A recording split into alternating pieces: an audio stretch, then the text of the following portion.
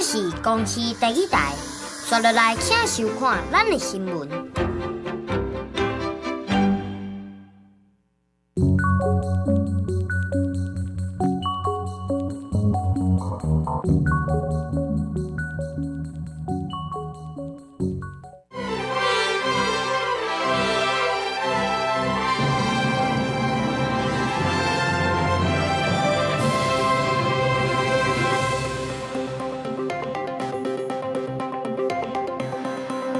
观众朋友大家好，欢迎收看5月28公视第一台下晡新闻，我是陈淑君。咱先来看今天有什么新闻重点。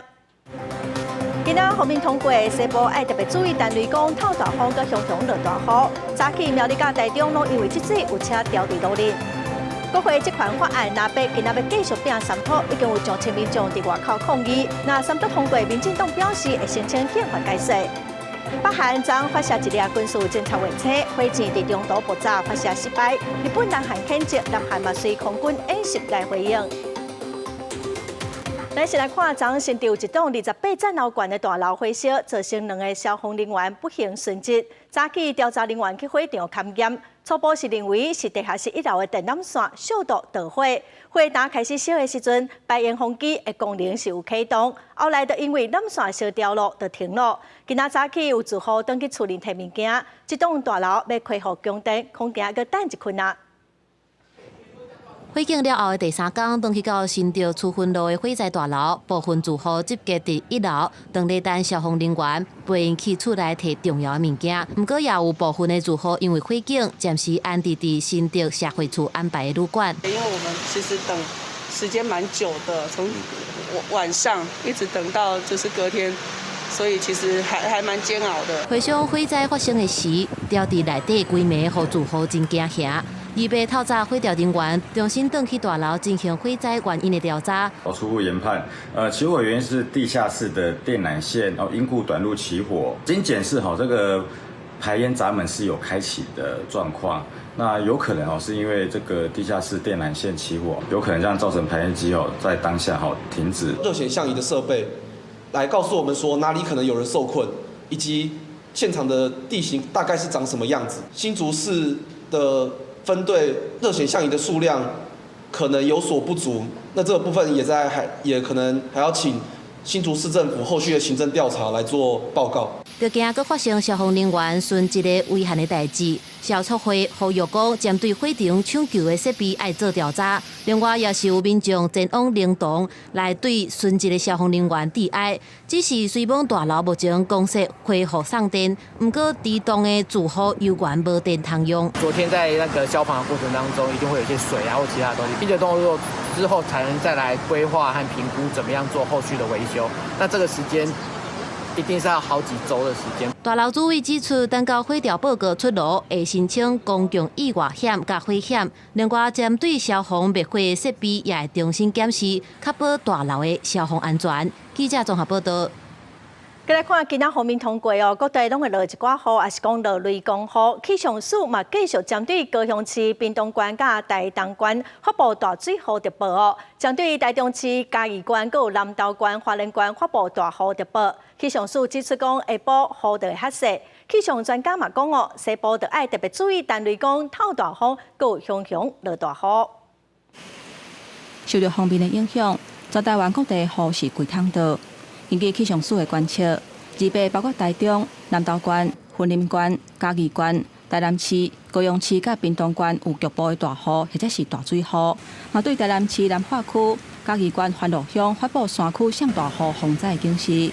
那屏东县的沙木溪、古甲湾溪、爱寮北溪，拢要注意溪水会熊熊涨起来。目前这些对流基本上都是从海峡上移进来，甚至有一些对流基本上是在陆地上才开始加强起来的整个西半部地区基本上都是对流影响比较明显的区域。这个云系通过之后，另外也会造成整个花东地区也有可能会有一些局部性的大雨发生。气象署表示，在方面通过的时阵，各地出现短暂阵雨或者是雷公雨的机会拢真大。其中西半部甲东北部落雨的范围较宽，东半部的雨势是上较明显的，要到过昼雨才会较停困。气象专家嘛提醒，西半部就要注意雷击、透风、熊熊上大雨等等变天的情形。它它是这种南北摆动的这种类型的话，那大概就是在经过的时候雨势会比较大。今天雨比较大，明天雨会小一点点。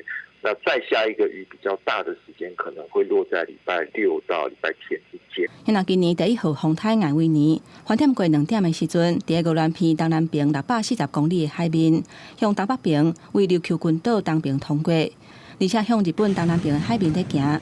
虽然对台湾的天气无直接的影响，不过气象署嘛提醒，28、29这2天，基隆北海岸、东半部沿海，还有恒春半岛、兰屿甲绿岛，拢较会有大影。若去海边啊，都要注意安全。记者综合报道。中部早起落大水后，苗栗有一寡地下道拢积水甲真严重，有一台车是掉伫地下道，加在驾驶有倒出来。伫云林的西里有真侪田拢浸水，农民嘛赶紧用抽水机来排水。国道台中的后里交流道嘛因为淹水有2台车故障，警方是赶紧到现场去处理。大雨落袂停，28早起苗栗县真侪所在拢落大雨，出现积水。其中竹南的宽市路有一搭地下道积水积真悬，警方准备要封路的时，有一只轿车正向硬要驶落去，结果浸水吊车，好加在驾驶家己有走出来。水淹到，突然间下太急淹掉，然后我们在封路的时候，那部车就逆向进来，结果在那边淹到就这样。现在就是人没有受困，对，只有车子受困而已。对。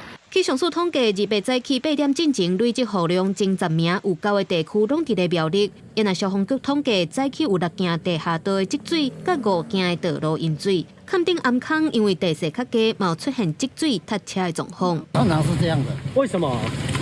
因为这边地势山比较低洼嘛，就是一个洼地。哦，类似雨下大一点就会积水这样子。对。云林县虎尾甲西里早起嘛是咧落大雨，其中西里镇一搭菜园是全部拢浸伫咧水里，农民烦恼菜去互浸烂去，赶紧启动抽水机。会烂，菜会烂。这样抽要抽多久？你要抽水机？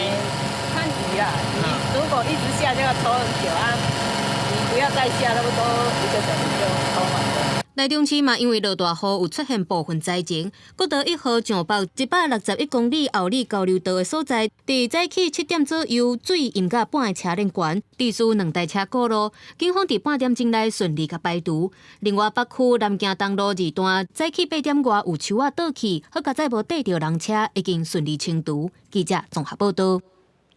再来看，因为雨落了伤过大，伫早起8点外，第一线省道上北317.5公里的路段，路边的红枫树向倒去，去缀着2台轿车，一台是较严重，好加在车顶是拢无人哦。伫高雄嘛，因为雨伤过大，路面嘛出现窟窿，后来发现讲是水管破去，有10外户停水。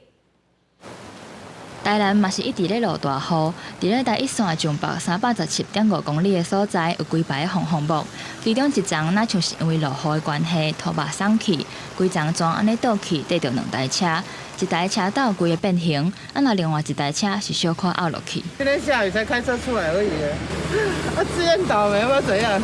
警方到场实施交通管制，现场仅有2部自小客车遭倒塌路树压毁。加在车顶拢无人，才无造成伤亡。警方已经通知道路维护单位去抢修。台南透早一直咧下大雨，林德区文化路嘛有甲混班积水，即马水是已经渐渐提起。是因为那个现在那台车子在走的那条直线这边又在淹水这样子。直线加速区没错。它淹多深？当时刚到轮胎一半啊。那高雄主管马路车公雨，造成60公分深的积水。警方接到通报了后，随派人去现场，有封锁线管制交通。另外，伫咧灵雅区的和平1路和5款街口，路面是有出现1米宽的塌坑，后来才发现是水管破去，经派人去抢修。掏空事件起因由台水管破裂造成路径掏空，早上已经由8点由台水进场进行开挖。最近一直咧落大雨，中央气象署嘛提醒民众，就要注意弹雷公、透强风，山区的部分要防止崩山、土石落落，地势较低的所在就要防止积水。若驶车、骑车嘛要特别注意安全。记者综合报道。来看总统赖清德今仔伫国安会秘书长吴钊燮，国防部长郭立雄的陪同去花莲基地来视察陆军的兵营，国空军的第5联队马发改菜金。今天我来花莲，除了了解各部队执行任务的状况，也要感谢各位弟兄姐妹坚守岗位，守护国家安全。过去这段时间，因应中国军演，大家都辛苦了，谢谢你们。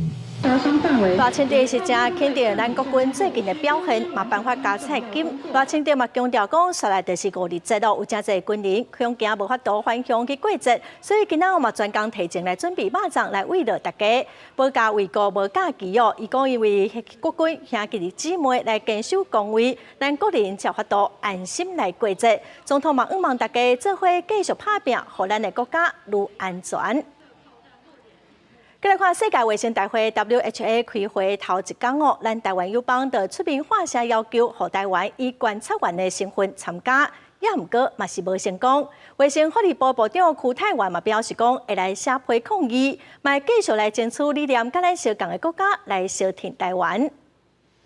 第77届世界卫生大会开议第一天，台湾入会案件再一遍被动来。进前11个有世卫会员国家身份的台湾友邦，要求邀请台湾以观察员身份参加世界卫生大会提案日日议程，被理事甲沈文生做代表甲中国辩论。Political pressures from China has unjustly excluded Taiwan from the WHO since 2017. This exclusion not only undermines global health,but also violates the principles of universality and inclusivity that the WHO upholds. 中国甲巴基斯坦再一遍替联合国2500号决议反驳台湾友邦国家的论点，坚持中国所讲的一中原则，指责台湾的执政党。经过双方来回辩论，世卫也是拒绝台湾入会提案。台湾当局鼓噪参与世卫大会，蓄意将卫生问题政治化。严重干扰大会的进程，完全是为了一己政治私利，而牺牲国际公共卫生利益。卫福部长邱泰源对结果表示遗憾，伊讲台湾感谢友邦协助提案，会向世卫递交抗议函，会努力寻求更加侪方式争取国际支持。今年来自理念同款国家的支持力量比往年较大，希望未来会当有突破的进展。诚挚的呼吁。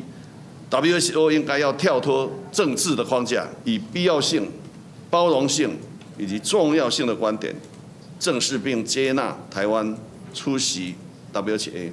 台湾邦交国图瓦卢的卫生部长，伫迄天暗时参加民团的暗面时阵，表达对世卫决议的不满，伊强调图瓦卢甲台湾有深厚的友谊，新冠疫情期间受到台湾的帮助，会继续支持台湾争取参加世卫大会。I'm disappointed that.But despite that, we will continue to work along with our Taiwan allies to ensure that Taiwan is on the agenda for WHO. 外交部是讲，虽然伫今年1月，世卫执委会伫咧排定大会议程时阵，就请友邦协助排列提案，但是所得到的国际支持也阁无够。不过政府未放弃任何可能性，会甲理念相悖的国家找更加适合的推案方式。记者综合报道。咱再来看国会一款法案，若被今仔要继续并三读，立法院的外口透早就未接民众，搁再去表达抗议。今仔早起，国民党团的总调鲍昆萁是呼吁总统赖清德提出元首的气度，唔通搁煽动民众。民众党团的总调黄国昌嘛批评民进党拢传播假信息，造成国民团体搁少年人的误会。也毋过，民进党团的干事长吴思瑶是表示讲，若要得数，国会一款法案一定会当来通过二读搁三读，所以民进党嘛已经准备要申请宪法改写咯。立法院议会2月继续审查国会这款法案，调野各咧交锋。国民党立委先伫议场门口排班占位，透早7点就到抢入场。真侪为难委顺利占到主席台。国民党党团总调鲍昆萁也发声，总统赖清德提出元首的风度，卖个鼓动民众。赖总统，你从当选到现在，跟所有的在野党完全没有任何的接触、沟通、询问，这不是一个国家元首该有的格局跟气度，应该尽速的召开国事会议。对于场外有非常多公民团体或者是年轻人，他们因为受到民主进步党所散播的假讯息而迷惑，或者是产生误会的，我们也都很负责任的跟大家进行说明。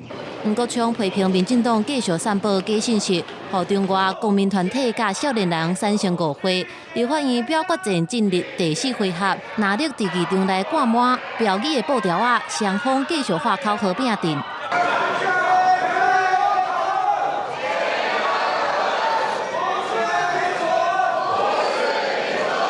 拿力也为着原地排伫第1案的再生医疗法草案，和拿北变更议庭爆发激烈的冤家冲突。陈玉珍不要造谣。立法院2备继续处理藐视国会罪等条文。9点议会开始了后，立法院长韩国瑜拿主持议事，高雄祝民进党团干事长吴思瑶生日快乐。报告院会，今天是我们吴思瑶委员过生日，我们掌声跟他祝生日快乐。谢谢韩院长的生日快乐，但是我们希望从他嘴巴说出来的是退回重审，说要坐回座位，使用表决器、表决卡。我们认为这是鳄鱼的眼泪，蓝白联手，他们要的扩权内容法案都已经被举手表决通过了。针对鲍君奇表示未坚持举手表决，南北党团已经签署坐伫座位持表决器，希望民进党会使加入，让议事顺利进行。不过吴思瑶批评讲是酷鱼的目屎，也表示已经做赛后申请释宪的准备。记者综合报道。今仔日天哦，天气无介好，也毋过公民团体甲民众早起就有上千人继续伫立法院的外口抗议国会扩权的法案。因为今仔爱上班上课，按算讲下晡佮暗时人会愈侪。虽然在野党哦讲这是民进党动员的，主办单位是强调讲这是公民自主的行动。立法院场内闹彩彩，场外是咧落撒雨米啊。不过也未少数百位民众的热情，真侪公民团体透雨集结伫济南路头前，拄着拜二有家长请假带囡仔来，邀大学生专工对台南、上北声援清教行动。10年前太阳花我站不出来嘛，还小。那现在10年后，我大学我可以站出来，那我就来这边。因为我感觉咱台湾人爱站出来，互即马伫立法院内底立委知影讲，咱大部分的台湾人是无满意，因即马要杀的法律。对5月17、21、24到28，公民团体伫立法院连续第4摆议会大型集结，诉求反国会滥权。各团体代表伫舞台顶轮流演讲，强调这是公民自主行动。你们是民进党动员来的，完全逻辑错误。你们是国民党跟民众党动员来的，对不对？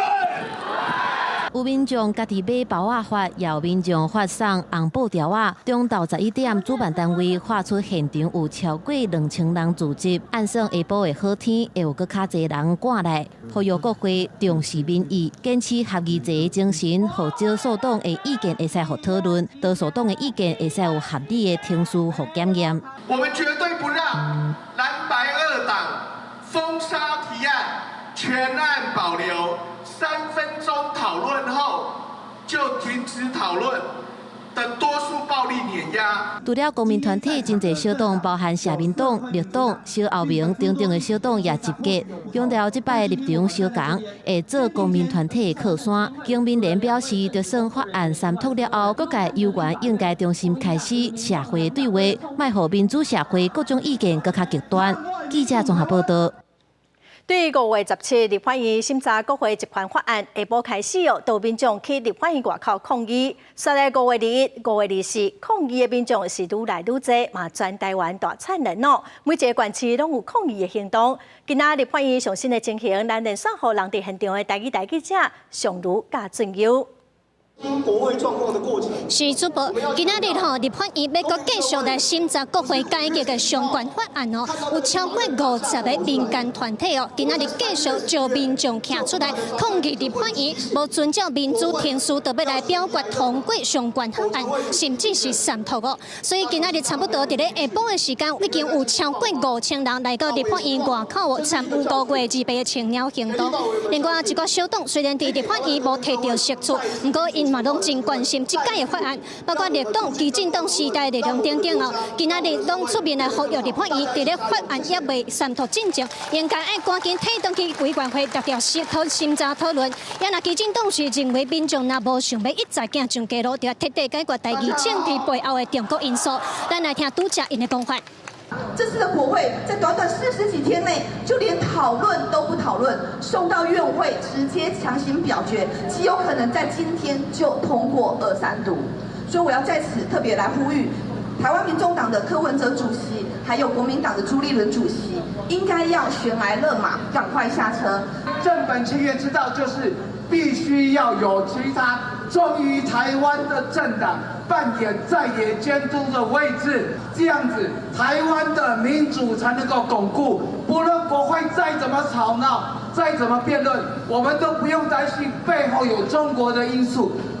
事实上，今仔日的青年行动唔那伫立法院，各地串联的行动比顶礼拜5月24也搁较侪哦。除了台北，今仔日有13个县市共同参与，甚至伫偏湖嘛有串联行动。因为目前伫济南路的主舞台，也有青岛东路的第2舞台，拢已经有真侪人咯。另外咧，伫咧现场协助物资发放的济南教会嘛表示讲哦，目前现场食的饮卖拢已经真有够啊，所以嘛请民众唔通搁上来咯。以上是记者卢尚如、郑俊由伫立法院的报道。再来，咱甲镜头交互主播。咱再来看哦，咱国内的法律学者针对国会这款法的修法，嘛联署要求讲，立法院应该爱甲法案退回委员会重新搁再讨论。声明嘛强调讲，国会着爱改革，也毋过哦，法条应该爱斟酌来沟通。嘛已经有超过上百个学者联署咯。捍卫人权，反对黑箱，反对黑箱。拜二国会改革5法搁出表决，虽然透早台北市落大雨，侪民众也是再次着到立法院思考为关心，要求停止审理，退回重新讨论。请你用对的方法，请你退回去做审议。我们也要求在这个过程当中，必须要谨慎的讨论。那民间团体要求退回，即阵国内法律相关学者也提起联合声明，要求立法院要甲国会5法退回到委员会充分讨论，也要咨询各专家学者的意见，建立社会有共识而且合宪的法条。到拜二中昼，联合声明已经有100多个学者联署，人数要来继续增加。国会调查是会使定的啊，因为大概嘛是讲会使定，啊，只是问题是安怎定？那即马定出来条文到底有符合咱宪法当中的规定咯？有符合吼？大法官讲的，这爱辅助立法院的职权行使这方向。学者表示，目前国会5法上大的问题是想急要通过法案，地书法条敢有符合大法官事先讲的国会调查权范围，和国会调查的当事人敢有受刑事保障，通有救济这寡相关权利，拢因为法条推出伤紧，无有路讨论。国会改革法案为2010年开始，足侪委员都有提出来啊，民进党嘛有提，国民党嘛有提啊，时代力量嘛有提啊，就表示大东爱定啊，即马是一个时阵会使理性来讨论，讲咱要安怎定的时阵。学者建议国会要理性，唔通无共识就强杀法案。民进党团总调关键明白讲，法条若通过，党团一定提出释宪。学者分析，若法条真正三读通过，中央有记录，行政院也会当提出复议，也是提出释宪，由宪法法庭裁判。记者郭林玉凯台北报道。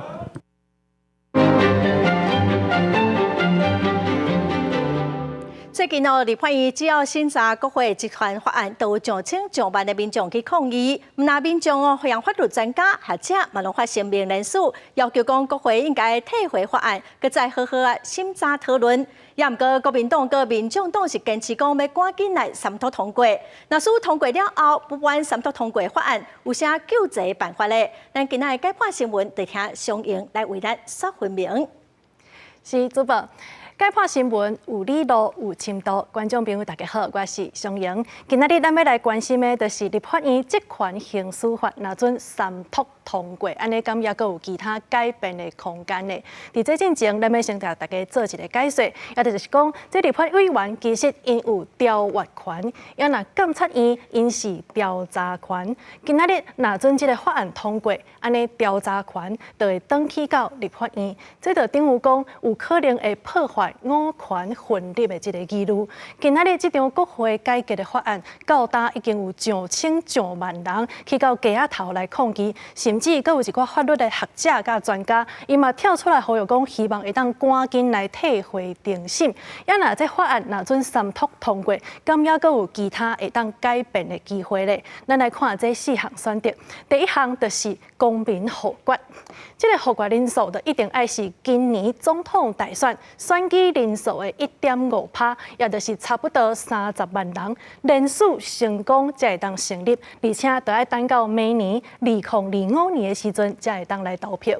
第二点就是行政院甲总统会当行使因的复议权，这个复议权就会当退回定审。立法院伫15天内若无决定，这个法案就会失效。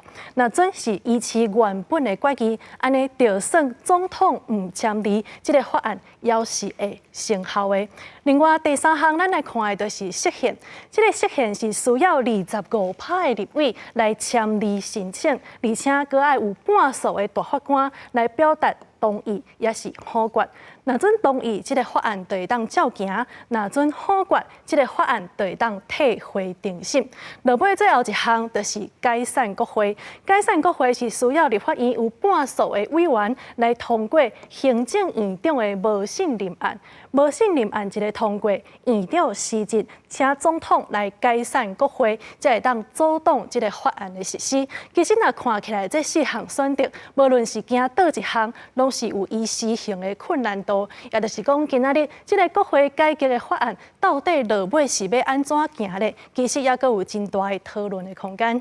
以上就是今仔日的解剖新闻，咱即马甲现场交通去主播。咱感谢上言的解说哦。其实，毋那中央立法机关即马要推藐视罪，向华人县议会无党人民今仔嘛开记者会，指出讲因的县政府长期面对议员质询的时候，讲白贼还是讲规气都无要出席，有种种的乱象，所以伊嘛要求县长柯市真美，就爱来支持保困期总调的改革，嘛伫议会来推动藐视议会罪。提各种指控县府伫议会藐视议员质询的牌仔。花莲县议会无党籍联名要求县长市政委应该参考国民党总调集人鲍坤奇伫国会推动的藐视国会罪，而且要求市政委签署承诺书，支持推动藐视议会罪。县长可以联署吗？尊重议会，谢谢。好，没关系。傅昆萁总召要认为国会要扩权。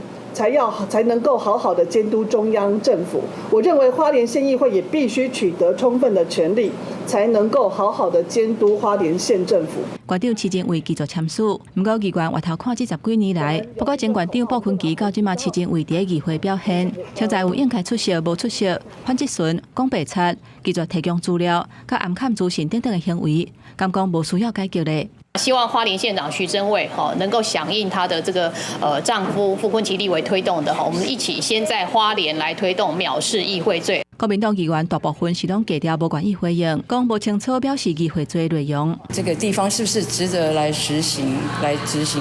当然，如果依规、依法、依规，我也支持啊。那但是目前来讲，应该是仅止于国会的这个部分。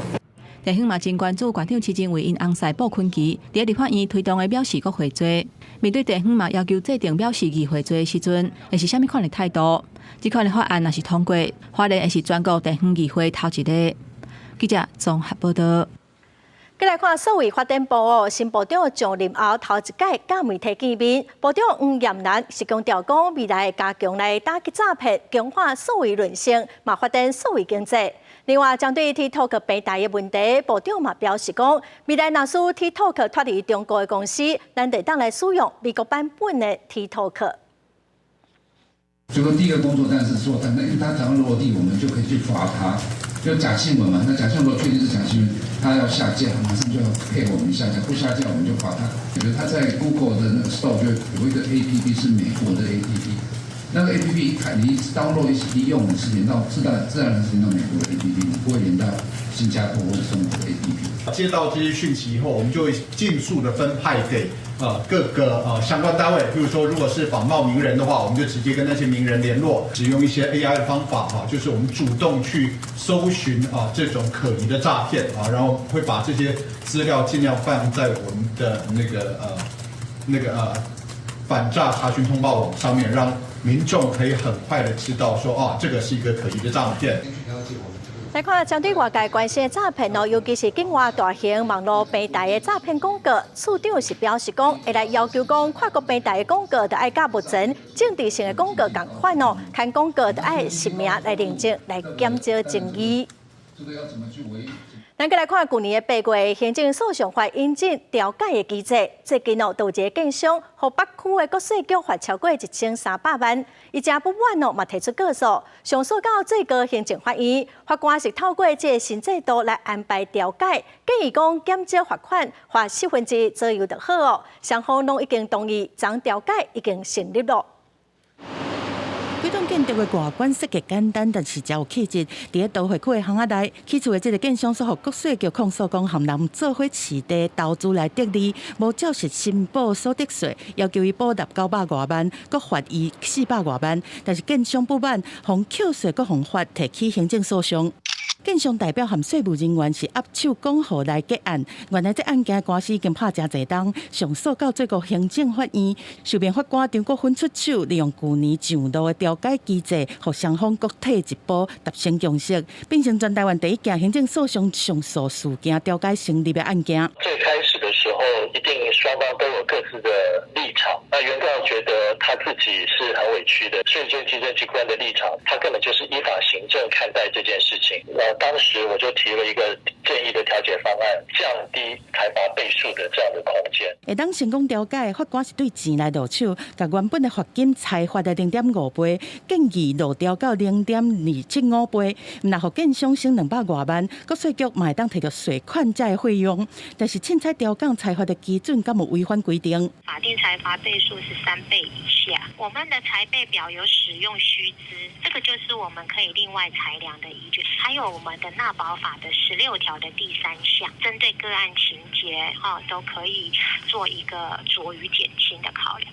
北区的国税局回应讲，照官方的裁罚基准，这种案件的处罚大多数拢是处0.5倍，但是裁量权刑事空间，考虑到这个案件是有特殊性，会当适当放宽，只要伫3倍以下，拢伫合规的范围。记者综合报道。再来看一关数监测资料是显示讲，全台湾对4月中开始，当啊病毒开始施行。台北市伫5月中到高峰哦，也毋过疫情搁继续伫滚价。台北市政府今仔宣布讲，因为当啊病毒疫苗继续发悬，毋是公费的疫苗，所以按算要先来补助6岁儿童。台北市有800外囡仔会当先免费来做。疾管署统计，顶礼拜全国长病毒门急诊的就诊是14967人次，其中台北市是占1093人次，比前一礼拜是降差不多15%。虽然小可降，但是医师提醒讲，疫情嘛在持续。照往年的经验，流行期会继续到差不多9月，尤其5岁以下的细汉囡仔是当前的高危险群，要特别注意。无故惊吓这种感觉，那再来就是会呕吐，那在有时候就会出现那个就是呼吸心跳加快这些情形。如果说机车跟呼吸心跳加快的话，这个一定要住院，住在有加护病房的医院，那这个可能要随时要看看有没有重症的状况跑出来。对2岁到6岁的细汉囡仔，目前市面上有2间业者是推出长病毒的疫苗，那完整注2剂需要8000块以上。台北市政府宣布讲，要对6月17开始是专业来补助6岁囡仔，只要是2个月到未满6岁，有台北市第2类儿童医疗补助资格，包括病和重大伤病、继收、关怀之家的囡仔等等，都会当免费来注2剂长病毒疫苗。未来敢会扩大补助的对象，会看整体的状况再评估。台湾有3例克沙奇的重症，但不是说长病毒其实已经不会重症，但是我们还是先投注在资源，在这个比较特定的族群上面，然后希望优先来照顾相对弱势的孩童。这个打的效果不错等等的因素，我们会再考量，也许适当的有机会的话，我们可以再慢慢放宽这样子的一个范围。卫生局嘛提醒讲，长病毒的性别真多元，就算是注长病毒7以上的疫苗了后，嘛是有可能会患着其他性别的长病毒，嘛是需要做好接用湿润的洗手，杜绝病毒。大流行的期间，唔那是囡仔、儿童、青少年，甚至是大人，都有可能会患着长病毒。大人、囡仔拢爱做好防疫。记者综合报道。逐当的5月30號是世界都發生硬化症日，意思是表示講，這是一種罕見的自體免疫疾病。全台灣大約是有2000個病人，這病醫袂好，也毋過是當靠藥仔來控制病情。若是講目睭向看袂清楚，腳佮手無力咯，就要特別注意。30多歲倒小姐在10當前，因為手腳、腹肚、皮這些所在攏出現麻痹，互診斷做多發性硬化症。後壁這目睭出現目睭看袂清的情形，無想到嘛和多發性硬化症有關係。這短1禮拜嚴餓治療，就互伊這目睭的視神經互破壞，視力是剩0.1。目前伊只會當靠倒目睭的視力來維持日常的生活。我也沒有意識到他可能是發病，然後我也沒有去急診。然後我又想說，這個週6就要回醫生門診了，我就等到週6才回去。結果到週6的時候，我右眼已經視線全黑了。醫師講，多發性硬化症是一種真罕得看的自體免疫病，致病原因不明，才會發生在20歲到40歲的女性。伊會中樞神經系統是來會出現發炎的反應，若被早發生在視神經，會造成視力的喪失；若是在小腦，會造成平衡失調；若是在脊髓，會視記無力；大腦會影響到認知的功能。腦容積流失的速度是一般人的5倍。多發性硬化症，它只要攻擊的點是在大腦，它可以很多次，那每次的位置可以不同。那更災難的可能會是在腦幹，或者是脊髓。脊髓一次可能就可以四肢癱瘓。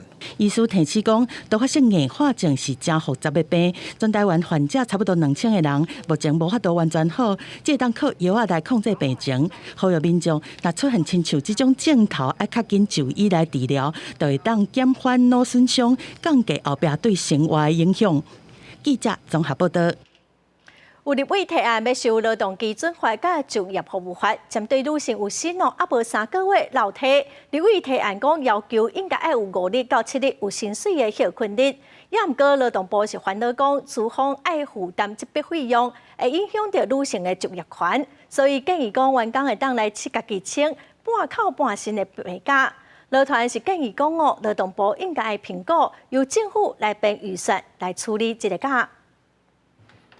立法院衛環委員會這禮拜審查勞基法、就業服務法修法，其中立委關心產假延長的修法，提案要把產假為目前的8禮拜延長到12禮拜，而且提案規定有薪無3個月就留去，應該要有5天至7天的有薪假，由頭家來付留產假的薪水。不過勞動部認為講提案的用意是好的，不過煩惱可能會造成對育齡婦女就業穩定的歧視。不只是生理上，而且在心理上都需要時間調適。這個就是真正的母性保護。委員的提案全部都是雇主給的，都是要雇主給。事實上，這個部分，雇主能不能做得到？這確實是一件要評估的事情。女性的立委批評講，敢若有女性才有需要留產假，勞動部所愛女性的勞工，甲其他的人同款，請普通的雙病假，這才是歧視女性。勞動部長何培珊回應講，若是要做，就要評估政府敢有法度編預算來應用。那其實我們如果去看就業歧視案件裡面的懷孕歧視案件，其實在每一年裡面的比例都還蠻高的，原因就來自於因為它的是叫雇主來負擔。那其實，在很多的國際公約裡面都要求說，產假薪資其實應該是要由公共化來負擔啊。長期關心女性就業議題，勞團認為講，立委的提案攏是由頭家付留產假的薪水，頭家人敢有法度做會到，也要評估。不過，確實可能會致使婦女就業歧視的情形，因為應該評估由政府編預算來應用，以公共化處理的必要性，嘛是顯示政府重視婦女就業權的表現。記者綜合報道。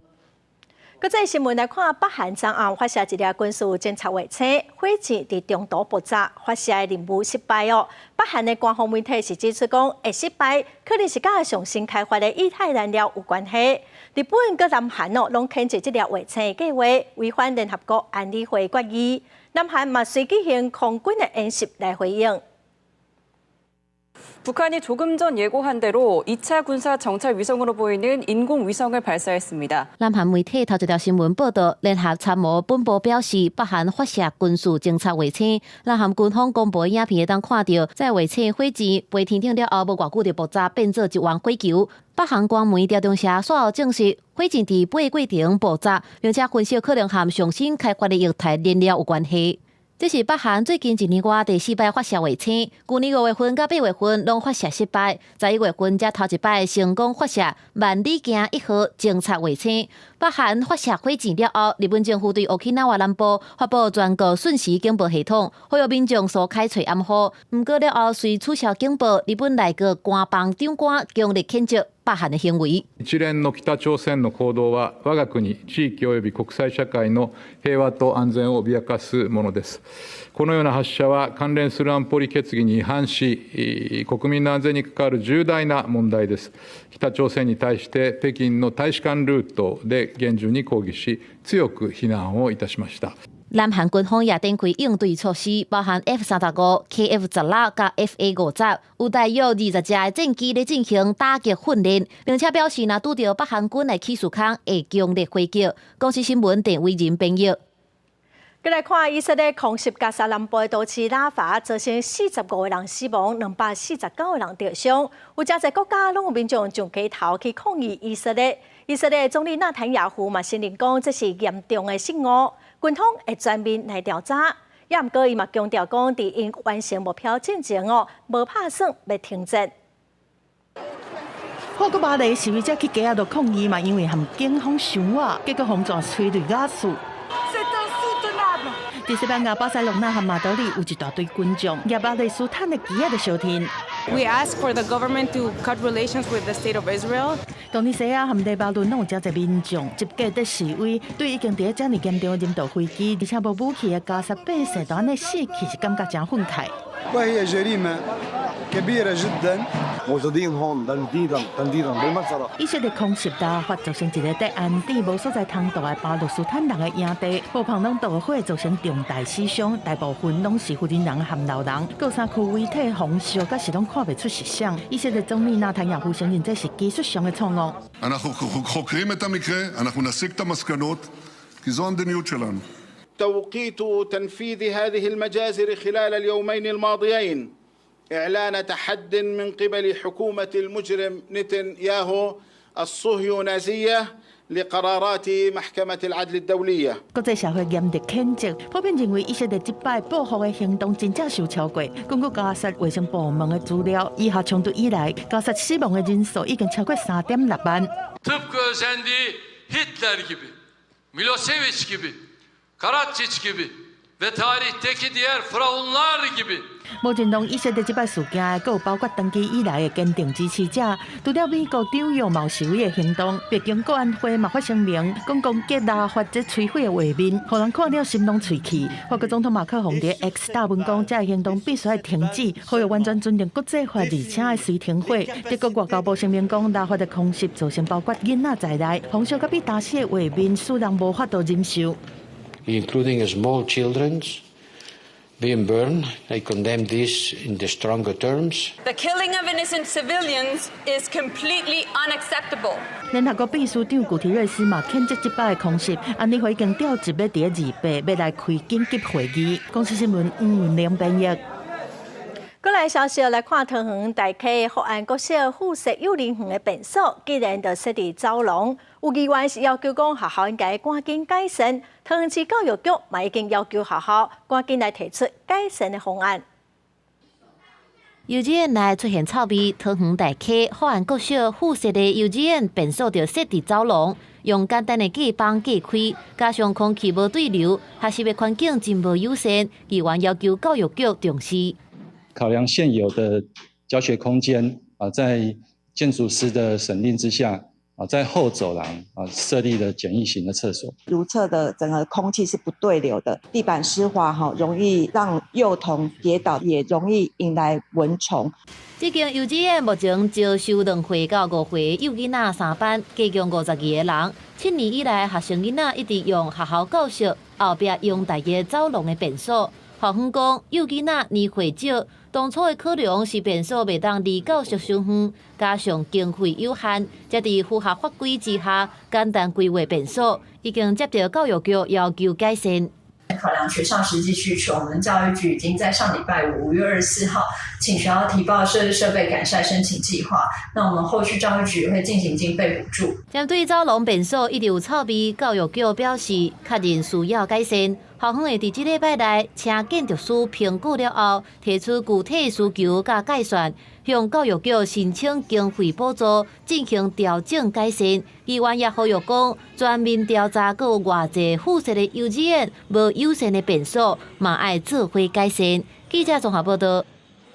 来看为着减少农作物的农药残留哦，农业部跟云林县政府是推广一铺快速体检的技术，伫农产品出货进前会当随来检验，随着知影结果，咱做回来了解。将农民采收的蔬菜泡水，佮主要一公克来检验，经由质谱快速的体检技术，上紧1天内时间，就当透过简讯通知检验结果，让农民知影这个蔬菜敢有农药残留。就是较早进前的区的，咱农业业的，甲台北佚佗无共，农民有啥拢足困扰的，啊，即摆人好佚佗，有哪个互农民较利便，甲台北一样，大家农民都较会讲一个心无靠服的呢。农民表示，过去常发生蔬菜卖去市场，快因有农药残留被冻杀，对农民造成损失。现在为着要为源头管理。农业部和温管府推动质谱快速体检技术，会当清楚知影农民用药状况。是，它分析出很多的那个农药残留，哪一支农药都可以分析出来，所以他们会知道说，哦，这支农药是药效多久，还是不能用。所以现在的农友他们都渐渐的都有改善了。前处理的分工其实可以加快检验速度，只要送小小的样本过来这个快检车。很快的，我们就可以知道结果，这是目前的一个分工啊。当然，我们会希望未来如果农民需求增加、量能不足的时候，就是持续增加这个行动的检验车辆。有网友表示，原来过去敢有后尾科技大学设置质谱实验室的复检中心，现在乃当地所在产区设置快检站，会当提升检验结果的及时性，让农民掌握农作物的农药残留，让蔬菜安心的快速上市。记者从云林报道。来看宜兰县龙潭湖的鸡仔鱼哦，今年因为黄酸雨季下班，雨水较少，所以目前放卵的数量是无介多。嘛因为野客水量少，一寡鱼仔拢靠打，甚至是打死哦，所以在地社区就来启动外来种清除的计划。阮今年国际节即开到，建鱼拢会伫溪底洗卵，这嘛是龙潭湖会出现的生态现象。不过今年因为望这雨季较慢到位，雨水嘛少，来洗卵的囝仔数量也无济，加上野溪的水量少，部分的囝仔向水头游了后，甚至还佫出现打死的情形。根据社区的统计，目前2000外尾囝仔向水头游，已经死200外尾。除了气候各样，囝仔嘛避免野鸟会来甲掠，还有湖内底外来鱼种的威胁。根据社区的观察，英国若较大尾拢会当生到20公分长，这几年上大尾敢若10公分，有的袂赴大汉都互食去，所以社区启动外来种清除的计划。那现在湖里面外来种非常多，甚至已经影响到栖地。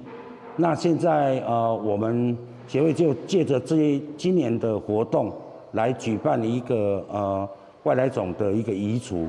社区按算6月初开放民众报名，等今年季节结束了后，会启用假的鱼儿来钓外来种，而且7月底举办钓鱼的比赛，带民众体验社区生态旅游。而且伫今年季节内底，社区嘛会龙潭国小的学生来采集今的鱼卵，炸汤去培育，等7月份才搁放流落去湖里做生态教育。所以我们在未来跟这边进行合作的时候，会透过海渔基金会这边会下刺网的方式，把比较大型的这些瓷雕科的鱼进行一些移除。除了要清除湖内底外来鱼种，海鱼基金会嘛协助社区伫湖内底放流刺网，把外国鱼顶顶的鱼仔掠起来，增加囝仔生存的空间。记者综合报道。最近高雄陆续有天高热的疫情，有民众是反映讲有袂场的停车场拢是粪扫，环境是真垃圾。最近佫定定落雨，所以互因真烦恼。环保局是表示讲已经有要求管理单位着爱摒扫，若无改善会罚款6000块。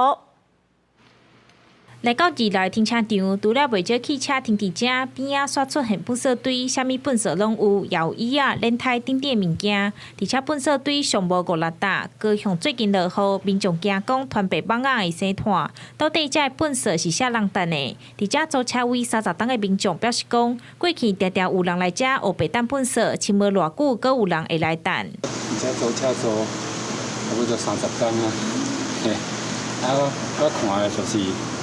无改进，咱愈炖愈济，本来是讲历史啊，正话大家看要粪扫，你若无清扫，大家看到粪扫就一直坐安尼。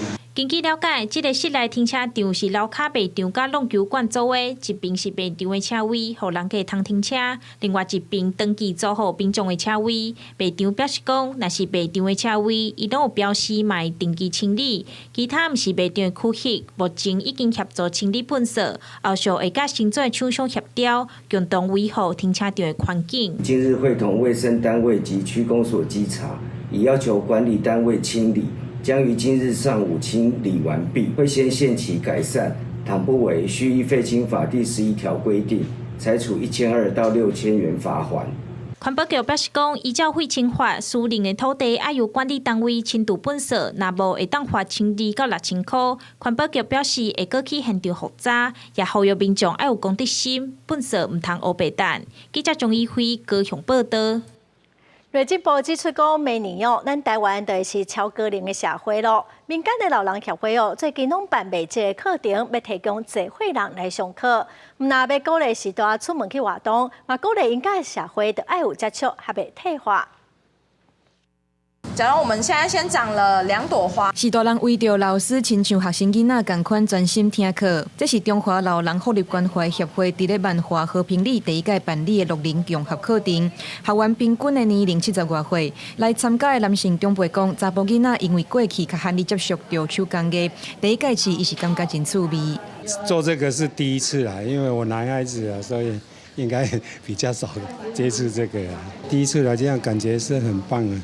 练习嘛，像手的也不灵活，都参加了，这个大家在一起，感觉身体也比较舒服啊。也若是少年老师第1届帮高龄者来上课，是事先去了解高龄者身体机能甲需求，再来设计符合时代的课程内容。比如讲，会当叮当手指头的活动。就是那个时候听他们说，就他们特别需要手部的运动，所以我们想说描的过程需要用力，然后剪跟贴都是可以蛮好的用到手部的力量。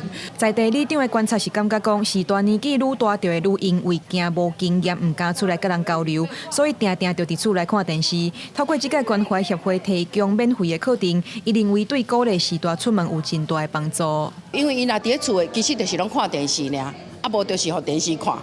我嘛希望讲因会当出来，因有一届经验，因若感觉袂歹的时阵，伊就宣传。其实这是阮愿意，阮足想要看到。另外，协会表示，这届课程拢是邀请少年老师来教课，一方面帮助高龄者延缓老化，另外一方面嘛来增加时代甲少年世代的交流，促进互相理解。记者王可选、柯明哲台北报道。来看高雄中山大学化学系特聘教授陈君豪的研究团队哦，最近发展出一台机性的电解海水制作氢气的原型机。但海水净化了后，佮再经过处理，产生氢气佮有纯水哦，成本是比目前的方法加100倍，制定嘛较安全。甲海水净化了后，放入这台机性电解海水制氢原型机，配内部催化剂推动反应进行，会当产出氢气甲少量的纯水。实验数据显示，氢气纯度有97%，气度水气了后，氢气纯度达到99%，非常适合伫咧半导体工业使用。国中小学教材里面比较知道的是，我在酸性情况之下可以电解，那电解的时候就会产生氯气。现在比较采取的方式是用碱性的方式去做这件事，碱性的方式就会避开产生氯的电位，在化学上会有这个特色，所以我就会从海水直接得到氧气跟氢气这样。这台原型机会当讲是全球第一个，因为英国产氢拢是利用淡水，未来乃当对海水转化做氢气的，唔免搁再对淡水处用，唔免搁再甲民生工业用水储水，成本乃当降做传统产氢的1/1。那未来我们的期许是说，在很多用不完的绿电，或者是说绿电发出来的时候是没有人需要，没有这个时候没有正好没有需求。那我们可以利用它，把它转换成氢气，储存起来，以备你需要的时候拿来用。团队讲，原型机当中的催化剂因为有保护性，去互教授海水侵蚀的问题，嘛因为选择机性产氢，会当互有毒的氯气降到上低，甚至是零产出。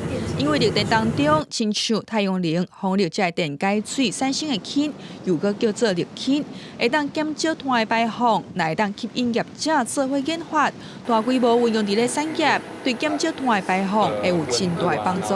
记者高雄报道。明仔载方面会往南去到巴士海峡，台湾的中南部、东部佮有东南部地区哦，会落东部仔雨，也是讲落雷公雨。过到了后，中南部的山区嘛有可能会下大雨。这礼拜天气有侪变化，所以提醒观众朋友要爱特别注意。下宝贝天气，咱来看各县市详细资料。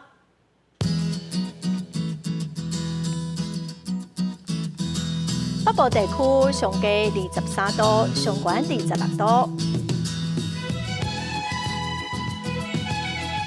中部地区上低24度，上悬30度；南部地区上低28度，上悬31度；东部地区上低24度，上悬30度；外岛地区上低23度，上悬28度。咱再来看未来3天的天气。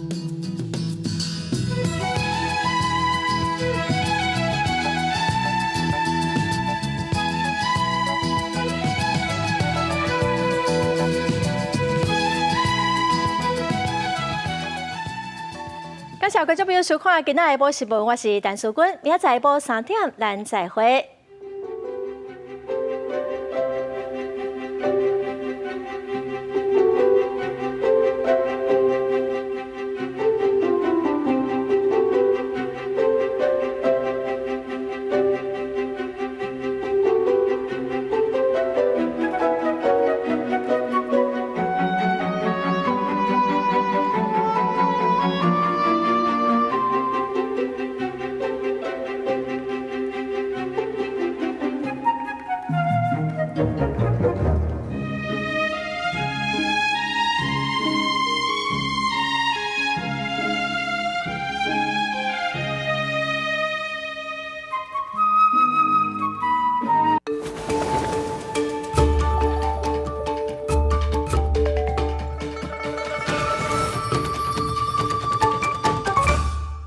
电影现在最主要爱靠这个电火，照一包电火，再照一个镜头，照到那影片的一轨都。